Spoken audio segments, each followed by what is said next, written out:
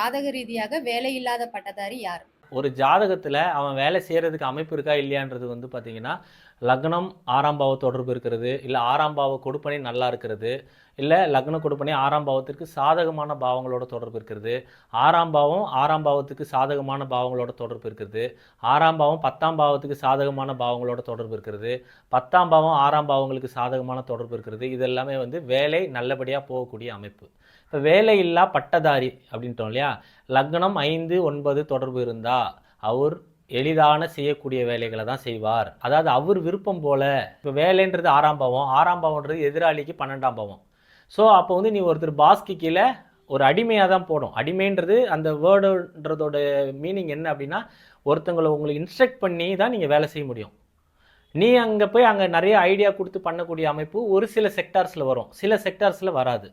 அப்போ அந்த sectors base பண்ணி பார்க்கும்போது சுயமாக சிந்திச்சு வேலை செய்யக்கூடிய வேலைகளும் நிறைய இருக்குது.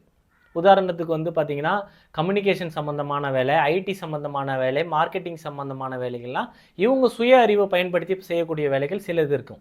சில வேலைகள் வந்து இவங்க சுய அறிவு பயன்படுத்தக்கூடாது. அவங்களுக்கு அங்கே அந்த கம்பெனிஸில் வந்து சில இன்ஸ்ட்ரக்ஷன்ஸ் வச்சுருப்பாங்க, ஒரு ஒர்க் ஃப்ளோ வச்சுருப்பாங்க. அந்த ஒர்க் ஃப்ளோவுக்கு கட்டுப்பட்டு தான் ஒருத்தங்க வேலை செய்யணும். இப்போ லக்னம் 5, 9 தொடர்புக்கும் போது அவன் அந்த கம்பெனியோட இன்ஸ்ட்ரக்ஷன் அந்த லாக்கு கட்டுப்பட்டு அவன் வேலை செய்ய மாட்டான். ஏன்னா இவனுக்கு 6ஆம் பாவத்தை பிரேக் பண்ணுது. 6ஆம் பாவன்றது தான் எதிராளியை இன்ஸ்ட்ரக்ட் பண்ணி இவன் வேலை செய்யக்கூடியது. 5, 9 வேலை செய்கிறவன் போய் அங்கே இவன் வெட்டி நியாயம் பேசிகிட்டு இருப்பான், இவனோட ஐடியாவை சொல்லிட்டு இருப்பான். அப்போ வந்து இவன் மேனேஜருக்கும் இவனுக்கும் ப்ராப்ளம் வந்துடும்.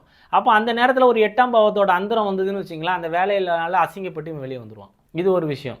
இப்போ வேலையில்லா பட்டதாரின்றோம் இல்லையா, 6ஆம் பாவமும் 5, 9 தொடர்பு, 10ஆம் பாவமும் 5, 9 தொடர்பு, லக்னமும் 5, 9 தொடர்புனா இவன் எந்த வேலையும் ஒழுங்காக செய்ய மாட்டான்.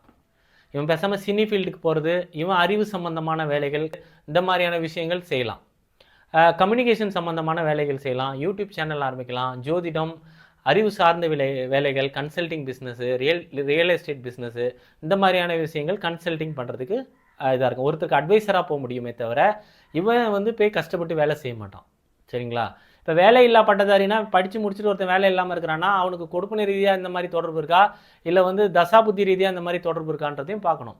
தசாபுத்தின்றது ஒரு தற்காலிகமாக ஒரு புத்தி மட்டும் வேலையை மறுக்கும், அடுத்த புத்திகள் வரும்போது நடந்துடும் கொடுப்பனை நல்லா இருக்கிற பட்சத்தில். ஸோ இந்த டிஃப்ரென்ஸை பார்த்து தான் நம்ம வந்து ஒரு ஜாதகத்தில் முடிவு பண்ண முடியும். நன்றி, வணக்கம்.